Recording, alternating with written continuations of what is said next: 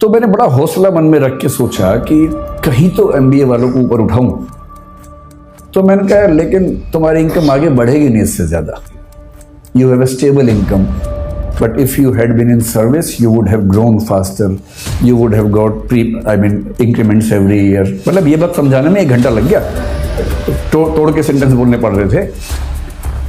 तो उसने कहा no, I am buying 2 more taxis. जिंदा होने का मतलब वो नहीं होता है ना। जिंदा होने का मतलब होता है जो जिंदा हो तो फिर जिंदा नजर आना जरूरी है, ये मतलब होता है ना जिंदा। तो मैंने उससे फिर पूछा दिस इज योर रेवेन्यू और दिस इज योर सेविंग? तो उसने कहा दिस इज माई सेविंग।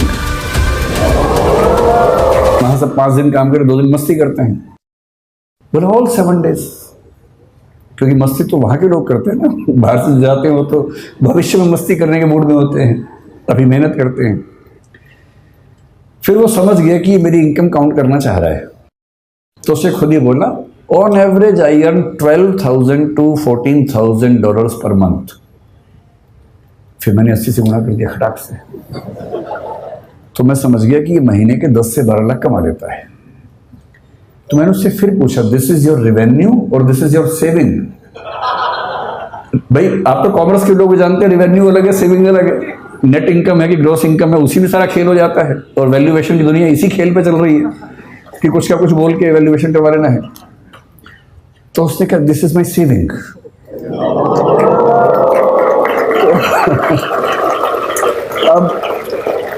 अब मुझे घबराहट होने लगी, क्योंकि वो 10 से 12 लाख महीने का कमा रहा था और उसको 12 से गुणा करूंगा तो 1,20,00,000 से 1,44,00,000 हो जाएगा साल का, जो कि 2 साल की एमबीए करने के बाद 3 साल लोन चुकाने के बाद भी लगभग उतना हो रहा था।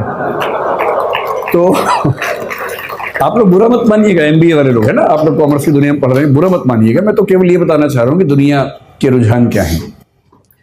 तो मैंने बड़ा हौसला मन में रख के सोचा कि कहीं तो एमबीए वालों को ऊपर उठाऊं। तो मैंने कहा लेकिन तुम्हारी इनकम आगे बढ़ेगी नहीं इससे ज़्यादा। You have a stable income, but if you had been in service, you would have grown faster. You would have got increments every year. मतलब ये बात समझाने में 1 घंटा लग गया। तोड़ के सेंटेंस बोलने पड़ रहे थे। तो उसने कहा no, I am buying 2 more taxis. तो मैंने कहा भाई अभी सेल्फ ड्राइविंग कार की परमिशन तो मेरी नहीं है कि तुम 2 टैक्सी लेके चला दोगे बिना ड्राइवर के। कैसे होगा, तुम कितनी चला लोगे? पर no, I will get 2 drivers from Tajikistan and the per hour minimum wages is $10 to $12। तो मैं उनसे दिन में 10 घंटे काम करवाऊंगा, $120 उनको दूंगा और मैं एक टैक्सी से 400-500 कमा लेता हूँ, 120 दे दूंगा। तो भी मेरे पास मतलब 350 की एवरेज एक कार से बचेगी। 2 से 700, 7 दिन चलाएंगे तो मोटा मोटा मान के चलिए कि मामला बड़ा रिस्की हो जाएगा। तो फिर मैंने टिप दी नहीं उसको।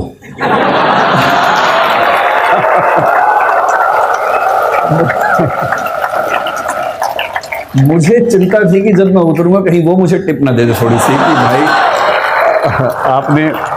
आपने इतना पूछा, थोड़ा आप चिंतित हो गए होंगे, अगर आपको टिप चाहिए हो तो आप ले सकते हैं। और मजे की बात क्या बोला, साथ में पढ़ाई भी करता है वो। इस सब के साथ साथ वो ऑनलाइन या हाइब्रिड करके कुछ पढ़ाई भी करता है साथ साथ। तो मुझे लगा कि श्रीराम कॉलेज ऑफ कॉमर्स के लिए सही केस स्टडी मिल गई मुझे, क्योंकि यहाँ बिजनेस कॉन्क्लेव में तो ऐसी बात करनी चाहिए। तो मैं अपनी बात को केवल 10 मिनट में सार इस एनेक्डोट के माध्यम से समझाना चाह रहा हूँ। आप लोग अभी युवा हैं, जिंदा हैं और सपने देखते हैं।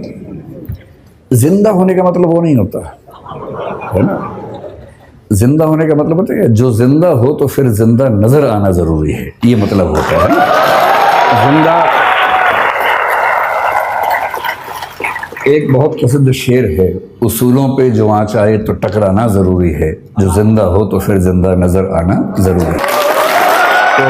तो मैं इसलिए कह रहा हूँ कि आप लोग ऊर्जा से लबरेज युवा हैं और अभी आपके सपने देखने की उम्र है। जिंदा तो बहुत लोग हैं, लेकिन कुछ लोग जिंदगी ढो रहे हैं, घिसट रहे हैं और आप भरे हुए हैं ऊर्जा से। इस देश को नौकरी मांगने वालों से ज्यादा नौकरी देने वालों की जरूरत है, और हम अपने 5000 साल के इतिहास में पहली बार उस दौर में हैं जहां स्टार्टअप करने वालों को इज्जत मिल रही है, वरना यहां इज्जत नहीं होती है। अभी जो सरकारें हैं हमारे पास, सेंटर में भी कुछ स्टेट्स में भी, और किसी मामले में आप उनसे सहमत हों असहमत हों, समर्थन करें विरोध करें, इस मामले में तो आपको मानना पड़ेगा कि उन्होंने पहली बार स्टार्टअप करने को इज्जत वाला काम बना दिया है।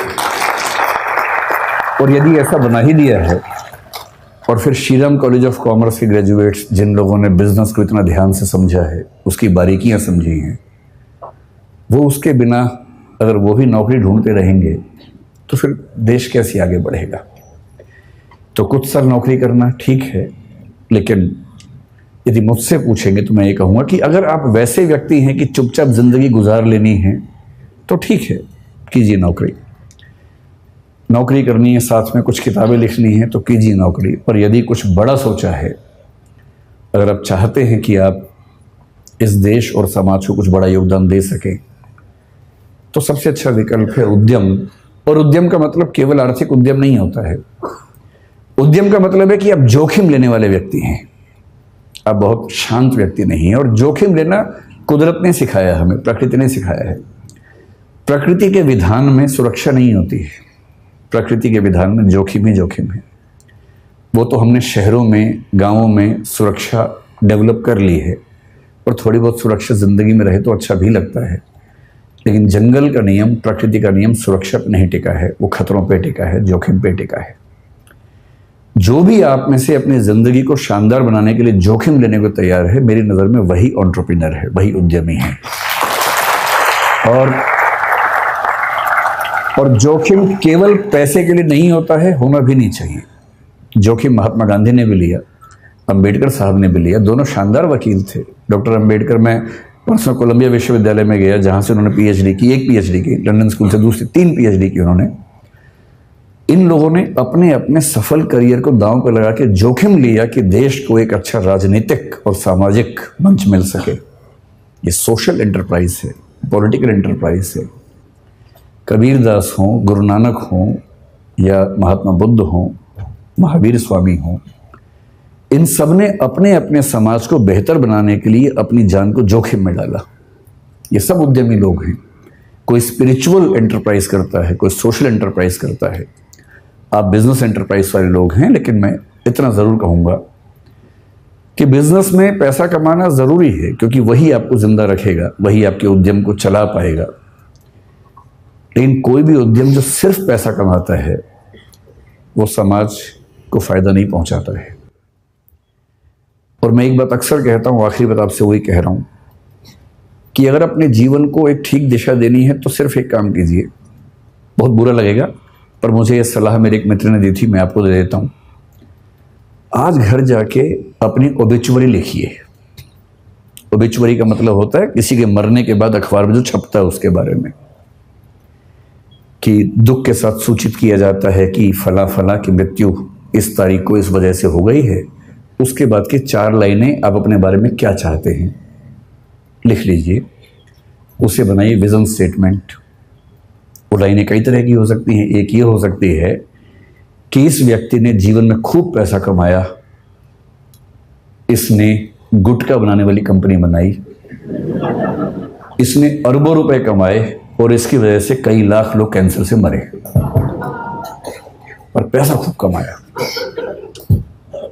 दूसरा ये हो सकता है कि ये व्यक्ति चाहता तो अरबों रुपए कमा सकता था, पर इसने लाखों ही कमाए और अपनी ऊर्जा उन चीजों में लगाई जो समाज को और बेहतर बना सकती है।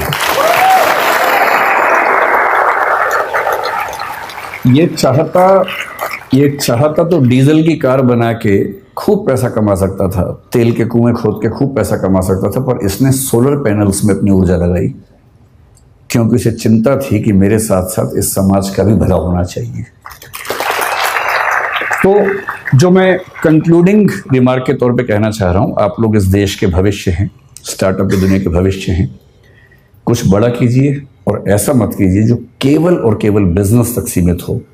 जब बिजनेस और एथिक्स मिलते हैं तो जो सिनर्जी बनती है वो सिनर्जी किसी भी देश और समाज के लिए बेहतर है। बहुत बहुत धन्यवाद, आप लोगों ने बुलाया। धन्यवाद।